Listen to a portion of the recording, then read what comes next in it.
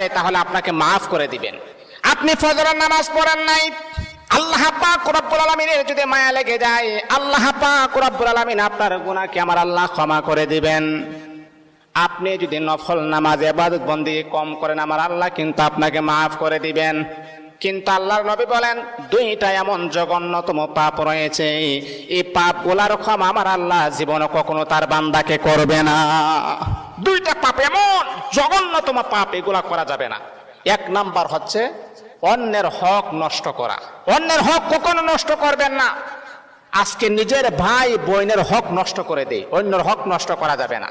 দুই নাম্বার হচ্ছে আল্লাহ পাক রব্বুল আলামিনের সাথে শিরিক করা। যদি কোনো বান্দা আল্লাহ পাকের সাথে শিরিক করেন, আমার আল্লাহ